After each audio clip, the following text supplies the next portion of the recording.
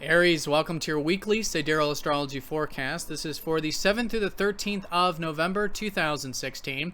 I'm Athen, and this channel is about using the actual constellations in the sky known as Sidereal Astrology. If you are new to the channel, you'll want to check out the link down below because the signs are different, which means your sign might be different, and you'll want to be watching this for the right sign. So Aries, let's go ahead and have a look here this week. We've got a lot of things shifting. We've got Mars, most importantly, being your ruler, is going into your 10th house. This is happening right at the beginning of the week, really putting an emphasis on your productive life. In fact, I think it's a great time to be putting energy into your productive life here for the next month or so, about a month and a half.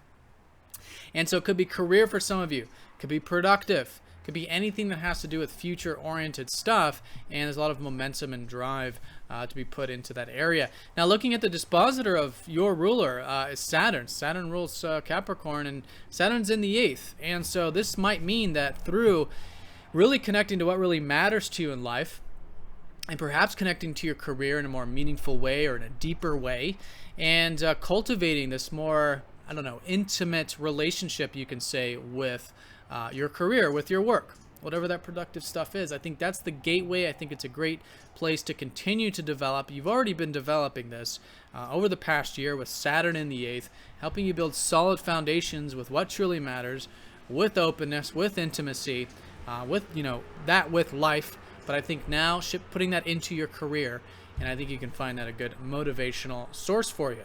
So along with that shift, right at the beginning of the week, Venus is actually shifting into your 9th. So maybe you can be enjoying a bit of this expansive horizon, expanding your horizons. Maybe a bit of light travel for some of you, maybe going for more walks, doing some hikes, maybe going out to the rural areas. Sagittarius is all about horses and rural stuff, but if it's more internal, it might be maybe learning philosophy or reading up on some theoretical things, and all in all, most fundamentally, I think just opening your mind to possibilities and seeing what is how you can change maybe some belief systems, which has been Pluto in your 9th, helping you restructure your worldview, and maybe enjoy a bit of that adventurous spirit.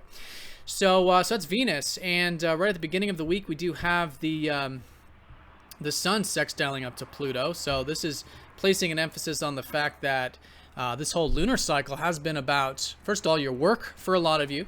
The new moon was in your 6th house, which has to do with either your work on a daily level, but it could also be your self-improvement is really good. There's plenty of opportunities here for you to grow, to develop. A lot of you are developing your crafts, which is Jupiter in the 6th, and that's what this cycle is all about. Now, it's also about relationships, and this is a big theme, I think, with the sun in your 7th house. So there's a lot to learn still. I think there's some things to maybe focus on with relationships, how you can cooperate, how you can give and take, how you can find that middle path between your needs and others' needs, and bringing some balance and harmony into your life, both on the relationship level and just in general. And that's a great source of energy to focus on right now.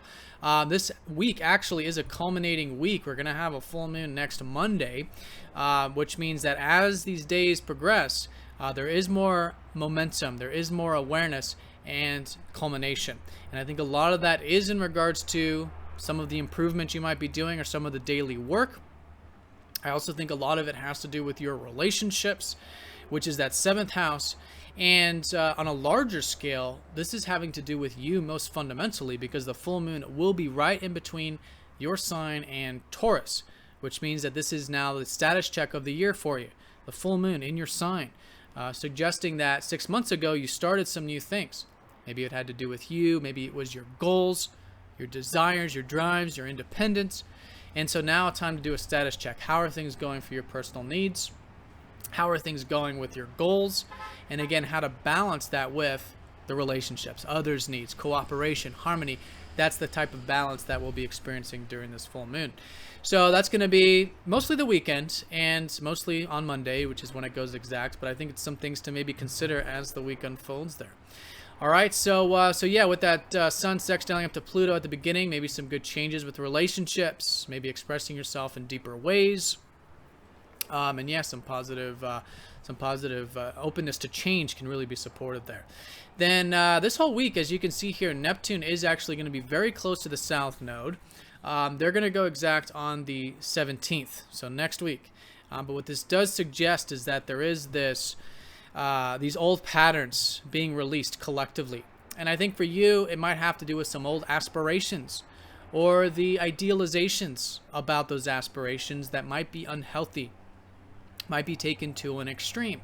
So this week, as the week unfolds, kind of ask yourself, are there any ideals, are there any imaginations, fantasies, dreams that might be unhealthy, that could be creating imbalances in your life? And if that's the case, do be aware of that. It's really about awareness with the South Node.